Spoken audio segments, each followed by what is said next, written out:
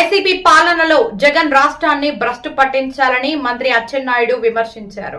రాష్ట్రాన్ని గాడిలో పెట్టడం చంద్రబాబుకు సాధ్యం కాదని అనుకున్నారని, ప్రజల్లో విశ్వాసం పొందలేరని జగన్ భావించారని అన్నారు. ఎవరి ఊహకు అందని విధంగా చంద్రబాబు సమర్థ నాయకత్వం చూసి జగన్ అసూయ పడుతున్నారని చెప్పారు. అరాచకాలు తెలుసు, వాళ్ళ చేసినటువంటి తాత చేసినటువంటి దమనకాండ చాలా మందికి తెలియదు. ఈరోజు ఆయన మాట్లాడి దాని మీద తెచ్చికి తీసుకురావడం ఒక శుభ పరిణామం. ఈ సందర్భంగా చర్చ వస్తే వాళ్ళ కుటుంబ నేపథ్యం ఏంటి, వాళ్ళ కుటుంబం ఏ విధంగా పులివెందుల్లో కానీ కడపలో కానీ ఈ రాష్ట్రంలో కానీ ఏ విధంగా దమనకాండ చేశారో ఒక్కసారి ఫ్రెష్గా మనం చెప్పుకోవడానికి ఒక అవకాశం వచ్చిందని చెప్పి తెలియజేస్తున్నాను. రాజారెడ్డిని చంపేశారు, చంపిన వాళ్ళని నేను ఏమీ చేయలేదు, ఇదే బెస్ట్ ఎగ్జాంపుల్, నేను మంచివాడినని చెప్పానని మాట్లాడాడు. వెంటనే బాధితుడు పార్థసారథి రెడ్డి ఒక సమావేశం పెట్టాడు. జగన్మోహన్ రెడ్డి గారు, ఆ రోజు మీ తాత మీ తండ్రి గారు మీ తాత హత్యలో ఉన్నటువంటి వాళ్ళని ఎవరిని మిగల్చలేదు, అందరినీ వేసేశారు, ఆస్తులు ధ్వంసం చేశారు, బుల్డోజర్లు పెట్టి ఇళ్ళన్నీ కూడా కూల్చేశారు. మిగిలింది ఒక పార్థసారథి రెడ్డి, అది కూడా కర్ర పెట్టుకొని ఊత పెట్టుకొని నడుస్తున్నాడు. అది తెలిసి మాట్లాడావా తెలియక మాట్లాడావా నాకు అర్థం కాదు. మొత్తం ఆ రోజు జరిగిన పరిణామాల్లో ఇన్వాల్వ్ అయిన ప్రతి ఒక్కరిని ఆ రోజు నువ్వు అతమార్చిన విషయం ఈ సందర్భంగా గుర్తు చేస్తున్నాను. రెండవది, ఆ రోజు పులివెందలకి తెలుగుదేశం పార్టీ పక్షాన ఉన్నటువంటి వ్యక్తి ఆ రోజు ఇందులో ఒక బాధ్యుడని నువ్వే చెప్పావు, నేను చెప్పలేదు.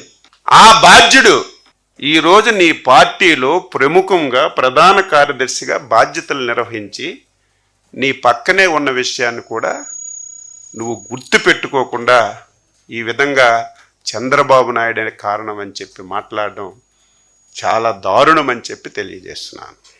రెండవది, చంద్రబాబు నాయుడు గారు అపోజిషన్ లీడర్గా ఉమ్మడి ఆంధ్రప్రదేశ్ రాష్ట్రంలో శాసనసభలో ప్రసంగం చేశారు.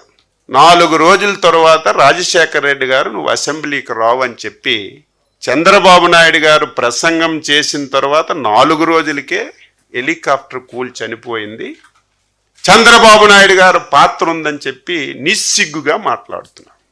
ఈరోజు రేపు మీకు చూపిస్తాం, ఇప్పటికే మీకు ఆ వీడియో వచ్చింది. చంద్రబాబు నాయుడు గారు స్పష్టంగా చెప్పారు. అదేంటో మన రాష్ట్రం యొక్క దౌర్భాగ్యం. ఆ రోజు రాజశేఖర రెడ్డికి కానీ ఈరోజు జగన్మోహన్ రెడ్డి కానీ మన రాష్ట్రం మీద, మన రాష్ట్రంలో ఉన్న దేవుళ్ళ మీద ఒక కక్ష కట్టుకున్నారు. ఎందుకంత పగ దేవుళ్ళ మీద? మీకు ఎందుకంత పగ? అందులో మా రాష్ట్రంలో ఉన్నటువంటి 7 కొండలవాడు వెంకటేశ్వర స్వామిని అపవిత్రం చేయాలని ఆ రోజు నుంచి ఈ రోజు వరకు మీరు కంకణం కట్టుకున్నారు. అందులో భాగంగా నీ తండ్రి ముఖ్యమంత్రిగా శాసనసభలో వెంకటేశ్వర స్వామికి 7 కొండల అవసరం లేదు, 5 కొండలని చెప్పి నిండు శాసనసభలో మాట్లాడితే, ఆ సందర్భంలో అపోజిషన్ లీడర్గా నేను వెంకటేశ్వర స్వామికి భక్తుణ్ణి, ఆ ప్రాంతంలో వెంకటేశ్వర స్వామి పాదాల చెందన పెరిగిన వాడిని, వెంకటేశ్వర స్వామికి ఎవరు అపవిత్రం చేసినా సరే ఎవరికి మంచి జరగదు, మేలు జరగదు అని చెప్పి మాట్లాడినటువంటి మాటలు అని చెప్పి తెలియజేస్తున్నాను. దాన్ని వక్రీకరించి నిన్న మాట్లాడాడు. ఇంతెందుకు, రాజశేఖర్ రెడ్డి చావుని ఒక 1 రోజుల ముందే నేను ఇదే ప్లేస్లో పాత్రికేయుల సమావేశంలో చెప్పాను.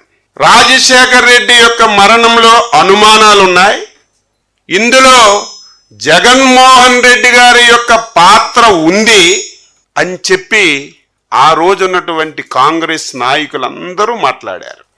ఆ రోజు బొత్స సత్యబాబు గారు కూడా మాట్లాడారు. నేను మాట్లాడితే ఆయన ఏడ్చాడు. ఎందుకు ఏడ్చాడో నాకు ఈ రోజుకి అర్థం కావడం లేదు. నేనేం తప్పు మాట్లాడానా? మీ జగన్మోహన్ రెడ్డి లాగా లేనిది ఉన్నట్టుగా మాట్లాడానా? ఉన్నది వాస్తవం. ఆ రోజు నువ్వు అధ్యక్షుడిగా ఏం మాట్లాడావో అదే నేను ఆ రోజు చెప్తే నువ్వు ఏడ్చావు. ఎందుకు ఏడ్చావు? ఈ రోజుకి సమాధానం లేదు. ఎంత మోసం, దగ, ఎంత కుట్ర, ఎంత దౌర్భాగ్యంగా వ్యవహరిస్తున్నాడు ఎగ్జాంపుల్ ఆ రోజు నువ్వే. నా తండ్రి సావుకి రిలయన్స్ గ్రూప్ అధినేత ముఖేష్ అంబానీ గారని చెప్పి నువ్వే చెప్పావు. ఆంధ్ర రాష్ట్రంలో ఉన్నటువంటి రిలయన్స్ సంస్థలన్నింటి మీద మీ వాళ్ళందరినీ పంపించి దాడులు చేశావు. ఇది వాస్తవా కాదా? ప్రజలందరికీ నేను ఈ సందర్భంగా అడుగుతున్నాను. పాత్రికేయులుగా మీరు కూడా ఒకసారి గుర్తుపెట్టుకోవాలి. అచ్చెన్నాయుడు చెప్పింది వాస్తవమా కాదా అని తెలుసుకోవాలి. నువ్వే రిలయన్స్ వాళ్ళ పాత్ర ఉందని చెప్పి దాడులు చేయించి నానా యాతన చేయించి నువ్వు అధికారంలోకి వచ్చిన తర్వాత రిలయన్స్ వాళ్ళని మంచిగా చేసుకొని వాళ్ళు చెప్పిన వాళ్ళకి రాజ్యసభ సీట్ ఇచ్చావా లేదని చెప్పి నేను అడుగుతున్నాను. ఇందులో ఎవరి పాత్ర ఉంది? చంద్రబాబు నాయుడు గారికి ఇందులో ఏం సంబంధం? దీనికి కర్మ కర్త క్రియ నువ్వే. ఏం జరిగిందో నువ్వే చెప్పాలి. బాధ్యులు ఎవరో నువ్వే చెప్పాలి. దీన్ని వక్రీకరించి మాట్లాడుతున్నావు. ఇక మూడవది వివేకానంద రెడ్డి హత్య. జగమరిగిన సత్యం. చిన్న పిల్లవాడు గాఢ నిద్రలో ఉండి ఒక్కసారి లేపి వివేకానంద రెడ్డి ఎలాగ చనిపోయాడంటే జగన్మోహన్ రెడ్డి ప్రమేయంతో గొడ్డలతో నరికి నరికి క్రూరంగా చంపారని ప్రతి ఒక్కరూ చెప్తారు. అంతెందుకు, ఇది నేను చెప్పవలసిన అవసరం లేదు. మాకు నువ్వు ఆన్సర్ చేయవలసిన అవసరమే లేదు. సాక్షాత్తు నీ బాబాయి కూతురు 7-10 సంవత్సరాల నుంచి వాళ్ళ తండ్రి ఆత్మక శాంతి కలగాలని, మా తండ్రి హత్యలో జగన్మోహన్ రెడ్డి ప్రమేయము ఉంది ఉంది ఉంది అని కాలికి బలపం కట్టుకొని ఊరు వాడ దేశం మొత్తం తిరిగి చెప్తుంటే ఆవిడ అడిగినటువంటి ప్రశ్నలకు నువ్వు సమాధానం చెప్పు. మాకు చెప్పవలసిన అవసరం లేదు. కనీసం మేము అడిగిన దానికైనా ఇన్ని రోజులైంది, ఒక్క రోజైనా సరే నువ్వు సమాధానం చెప్పకుండా దీన్ని కూడా నువ్వు చంద్రబాబు నాయుడు గారి ప్రమేయం ఉంది, గొడ్డల పార్టీ ఎందుకు గింజుకుంటున్నావు? గొడ్డల పార్టీ కాదా? సొంత బాబాయిని అధికారం గురించి నేను ప్రతిసారి చెప్తున్నాను. ముఖ్యమంత్రి పదవి గురించి అధికారం గురించి తండ్రిని వదలడు, బాబాయిని వదలడు, తల్లిని వదలడు, చెల్లిని వదలడు. చివరికి నీకు ఈ స్థాయికి తీసుకొచ్చినటువంటి కార్యకర్తలను కూడా ఊచకోత కోసి అధికారాలను రావడానికి ప్రయత్నం చేస్తావు తప్ప నీకు ఇంకొక ఆలోచనే ఉండదని చెప్పి తెలియజేస్తున్నాను.